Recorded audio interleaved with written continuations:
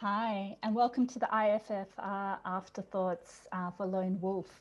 My name is Michelle Carey. I'm one of the programmers for the International Film Festival Rotterdam, and I'm very, very pleased to be welcoming to the festival all the way from Australia, although I guess on the internet everyone is far and everyone is near.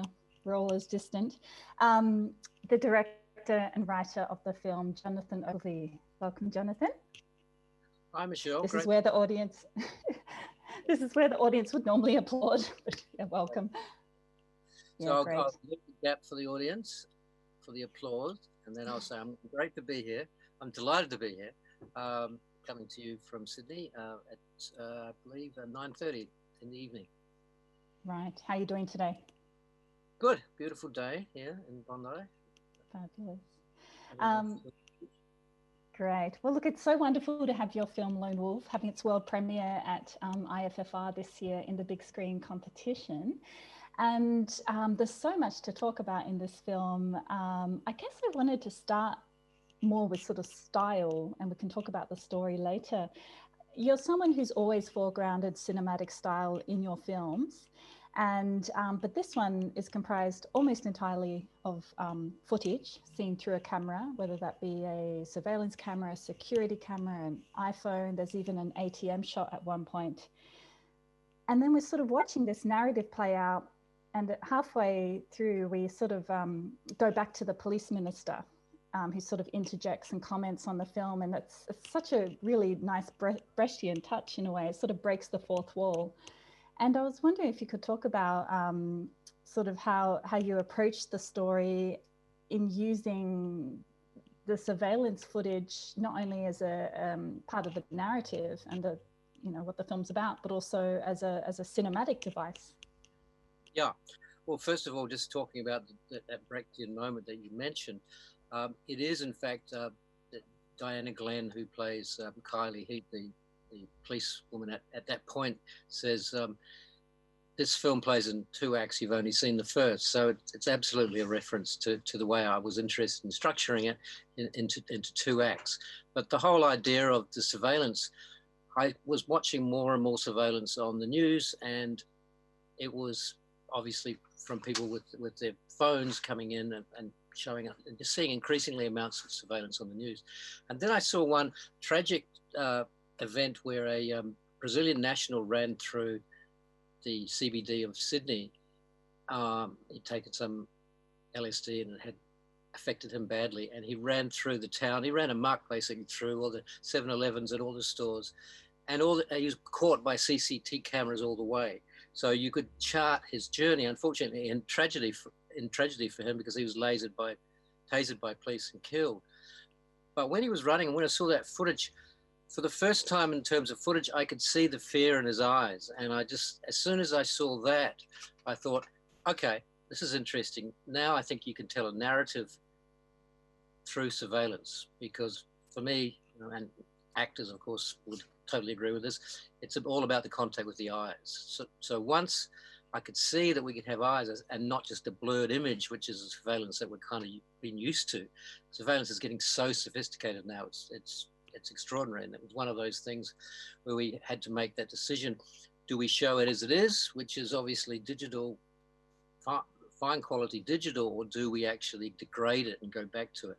And in terms of the film, it depended on where we were. In the bookshop, for instance, we made it look like VHS. Well, it was in fact put through a VHS machine, and so it came out as VHS images. No, it's really brilliant. Like I say, it's sort of it's a cinematic device, but it's just it's so perfectly woven into the story. In fact, you did a PhD on this topic of Cinevalent cinema, which I think is a word you came up with. Can you talk a little bit about that as it refers to cinema more broadly?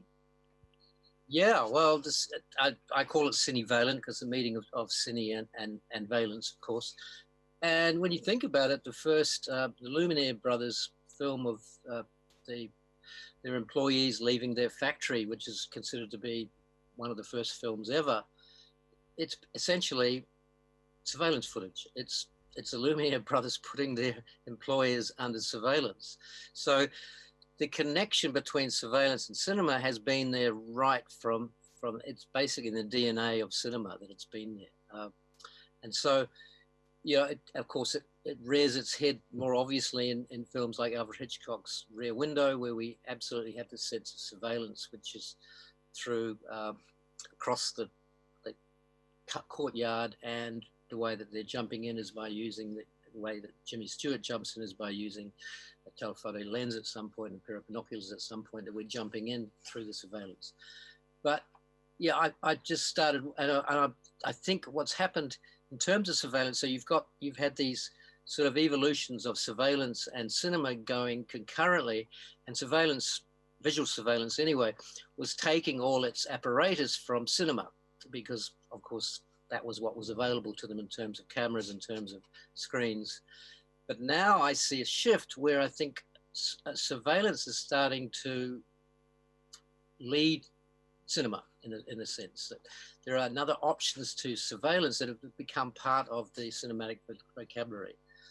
Heat surveillance, thermal surveillance, all this stuff that we now start seeing creeping into cinema, that in fact looks visually fantastic, but was in fact invented for another reason, of sort of probably more dubious reason of putting people and things under surveillance rather than entertaining them. And you mentioned in your introduction that the story is based on the Joseph Conrad novel published in 1907 called The Secret Agent. And why did you decide to set it in a very contemporary urban setting of Melbourne right now? And maybe for those who don't know much about Australia, they may not necessarily think of it as a surveillance state, but could you talk a little bit about how surveillance is manifested implicitly or explicitly in Australia today?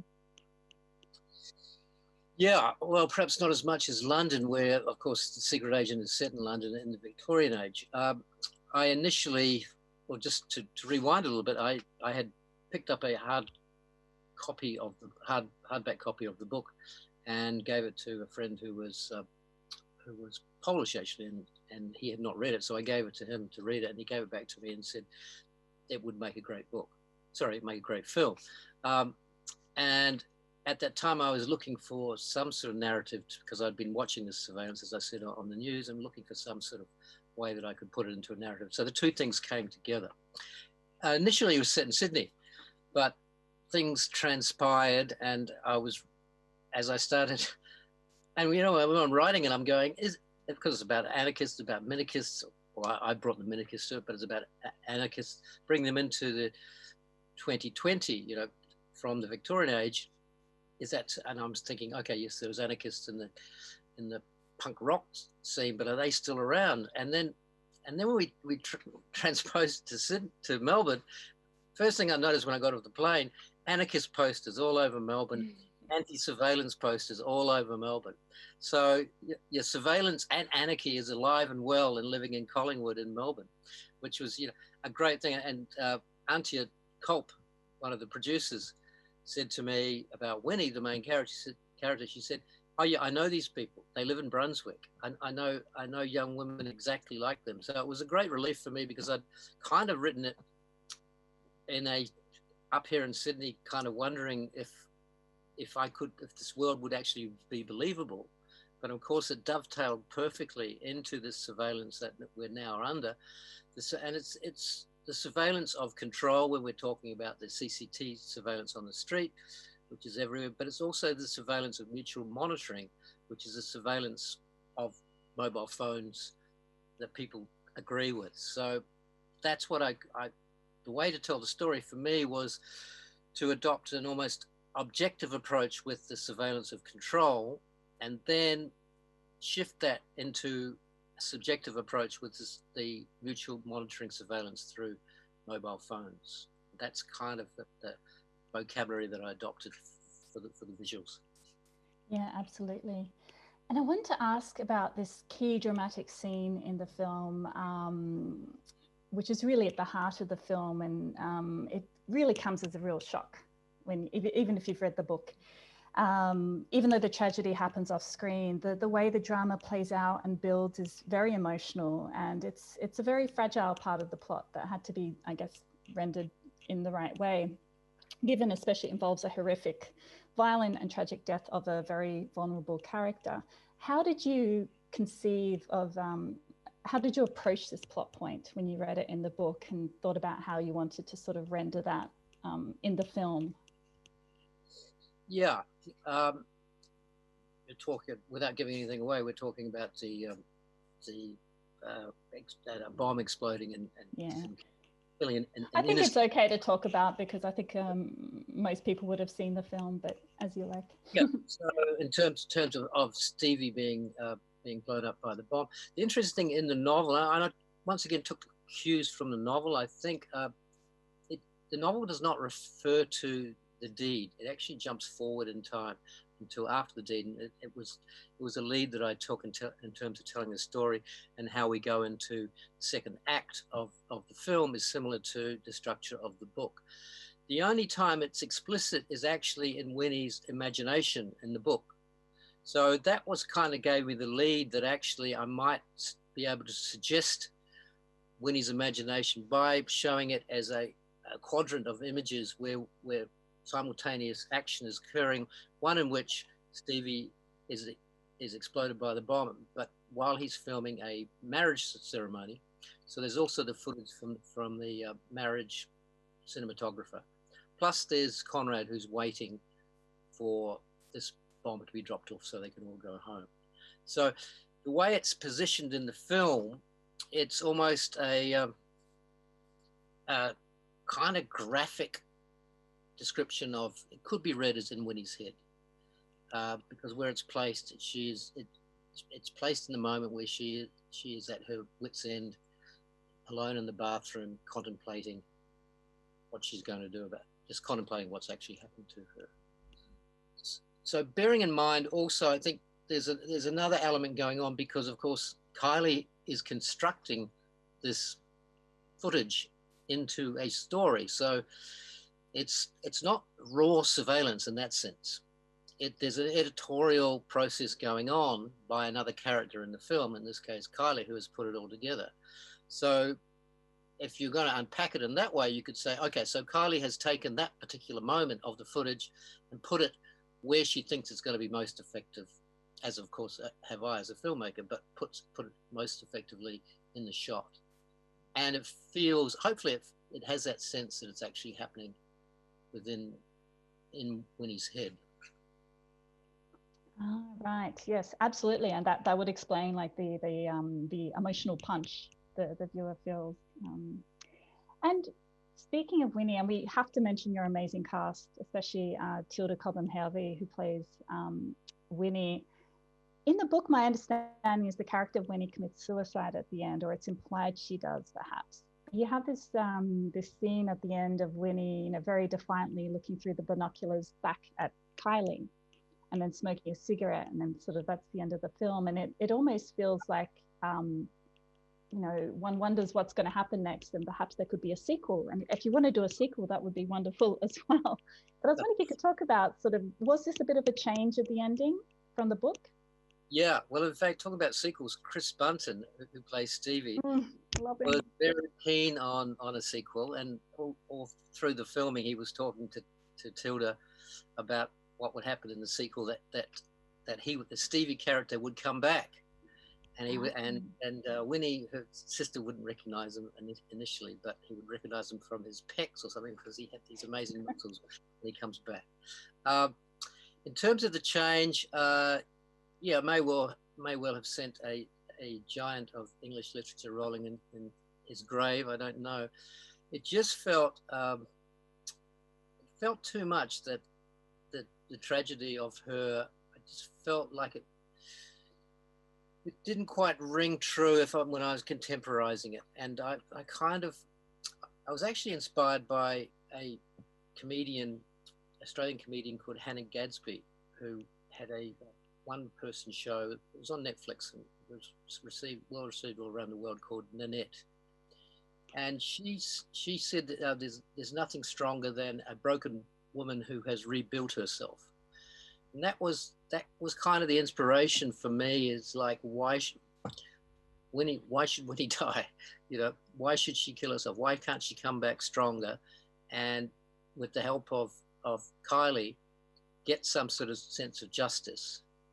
But I suppose when I think about the overall controlling idea of the film is this idea of how the innocent other who suffers through these acts of terrorism and violence. Yeah, that's great. And I think having that reverse shot between the two of them really sort of underlines that real feminist bent of the film, which is really cool too, particularly in the ending with both those characters. Yes, there's a reference to cigarettes. I don't know how many in the audience got that reference, but there's a reference to Kylie saying, "Have you thought about giving them up?" And the subtext of that, "Have you thought about giving up men?" is what I was hoping would play there. And of course, sure enough, at the end of it, Winnie stubs out her cigarette, implying subtextually that she's also given up on men. Wow. You've got to do that sequel, Jonathan. We'll come back to you.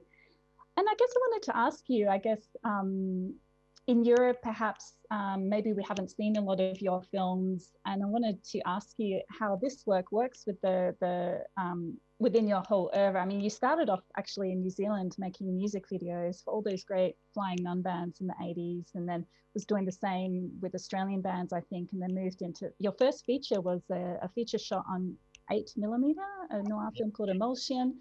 Then you did a film set in 1920 Sydney with Rose Byrne and Hugo Weaving called The Tenderhook. And this is your third feature. And I'm just interested to know sort of, is there any underlying theme or through line in your work in general?